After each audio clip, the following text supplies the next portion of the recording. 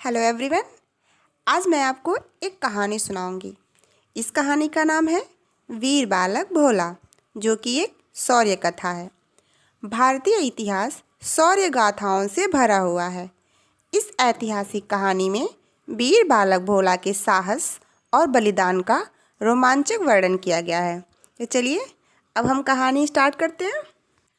भोला, हाँ, यही नाम उस भील बालक का था। वह कोई 14-15 वर्ष का रहा होगा। रंग सांवला, मस्त अल्हड़। अल्हड़ का मतलब होता है लापरवाह या मस्त किस्म का इंसान। किशोर, भील सरदार का इकलौता बेटा। अरावली पर्वतमाला की सघन, सघन मतलब होता है घना, पहाड़ियों की घाटी में पूस की झोपड़ी में माँ का लाडला और पिता का प्यारा पुत्र था। यह वह समय था जब मुग़ल सत्ता ने सारे देश में अपने पांव जमा लिए थे। केवल मेवाड़ के महाराणा प्रताप ही स्वतंत्र रहकर अपनी अस्मिता, अस्मिता का मतलब होता है अस्तित्व, के लिए संघर्ष कर रहे थे। उन्हें भीलों का पूर्ण सहयोग और संबल प्राप्त था। मेवाड़ के सारे किले मुग़लों के अधीन हो चुके थे और महाराणा प्रताप अनेक कष्ट सहते हुए सपरिवार जंगलों में भटक रहे थे और छापा मार युद्ध कर मुग़लों को नाको चने चबवा दिए थे। एक दिन भील सरदार ने अपनी पत्नी से कहा, देखो, राणा परिवार के लिए सायकाल के भोजन की व्यवस्था का भार हम पर है। हम वनवासी राजसी भोजन की व्यवस्था कैसे कर पाएंगे? पत्नी ने सकुचाते हुए कहा, अरे भोली, राणा जी तो देवता हैं, जो भी रूखा सूखा है भेंट कर देंगे, वे उसे अवश्य ग्रहण करेंगे। भील सरदार ने कहा, और सुन, मैं तो राणा जी के कार्य से अभी जा रहा हूँ, तू भोजन सामग्री तैयार करके भोला के साथ भेज देना। कहकर भील सरदार बाहर चला गया। भील रानी भोजन व्यवस्था में लग गईं। थोड़ी देर बाद भील रानी ने झोपड़ी से बाहर निकलकर अपनी सांकेतिक भाषा में एक किलकारी की, जो अरावली की वादियों में गूंज उठी, जिसे सुनकर सिंह सावक सा भोला उछलते कूदते तुरंत आ पहुंचा। आते ही माँ से पूछा, क्या बात है माँ? बेटे सुन मेरी बात ध्यान से, माँ ने कहा। देख बेटा, आज तुझे राणा परिवार के लिए भोजन सामग्री लेकर राणा जी की गुफा तक पहुंचना है। उसने कहा, क्या मैं जाऊंगा?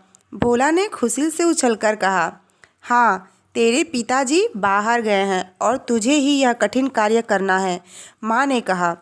भोला का अंग अंग फड़क उठा, उसकी बाहें खिल उठीं।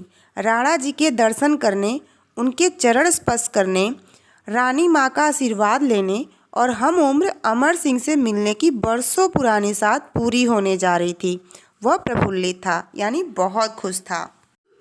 माँ ने कई महत्वपूर्ण हिदायतों के साथ, हिदायत मतलब होता है आदेश देना, भोला को भोजन सामग्री की पोटली पकड़ाई।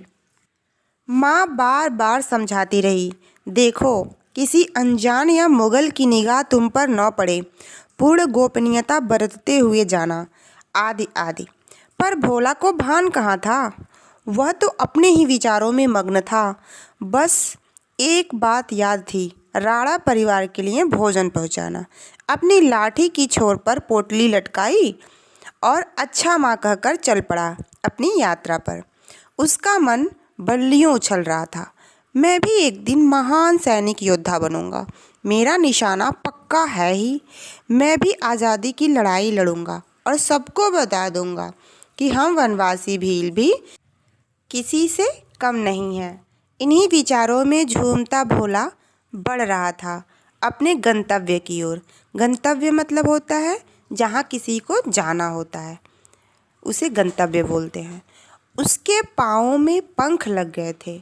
सूर्य भगवान भी दिन भर थके हुए थे, स्वर्णिम आभा बिखेरते हुए अस्ताचल की ओर, अस्ताचल मतलब होता है जहाँ सूरज डूबता है, उसे अस्ताचल कहते हैं, की ओर बढ़ रहे थे। घने पेड़ों की छांव तले सोई हुई सांझ अंगड़ाई लेकर जाग उठी थी। उन पहाड़ियों को एक तरफ से अपनी गोद में समेटने लगी। भोला अपनी ही मस्ती में उछलता कूदता चला जा रहा था कि अचानक एक पहाड़ी के मोड़ पे उसे एक कड़कदार आवाज़ सुनाई दी। कहाँ जा रहा है? ठहर! और इसी के साथ 10-11 मुगल सैनिकों ने उसे घेर लिया। रुकने के सिवाय भोला के सामने और कोई चारा न था। वह घबराया नहीं, निडर होकर बोला, अपने गांव, अपने घर। 2 सैनिकों ने आगे बढ़कर उसे पकड़ लिया। सैनिक सरदार ने दूसरा प्रश्न किया, इस पोटली में क्या है? भोजन सामग्री, भोला ने उत्तर दिया। कौन है तू और इसे कहाँ ले जा रहा है? सरदार ने फिर पूछा। उसके बाद भोला एकदम चुप सा हो गया। सरदार ने फिर कहा, देख, अगर तू हमें राणा का पता बता दे तो हम तुझे ढेर सारी स्वर्ण मुद्राएं देंगे। साथ ही स्वर्ण मुद्रा दिखाते हुए कहा, ऐसी मुझे मालूम नहीं, अगर मालूम होता तो तुम्हें ज़रूर बताता। भोला ने क्रोध से कहा।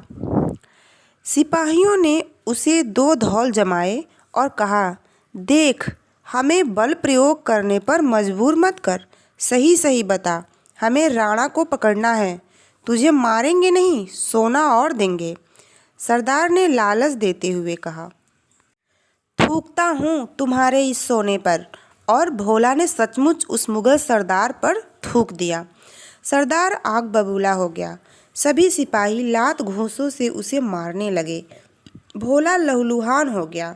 एक सिपाही ने उसके बाल पकड़कर कहा, अब भी बता दे, नहीं तो तुझे मार डालेंगे। भोला इस अवस्था में भी हंस पड़ा। उसने हंसते हुए कहा, मार डालोगे तो तुम्हें राणा का पता कहाँ से मिलेगा? ठहरो, इसे मारना नहीं, मुझे लगता है कि यह राणा का सही पता ठिकाना जानता है। इसे इतनी यातना दो कि यह क्या, इसके फरिश्ते भी बोल पड़े।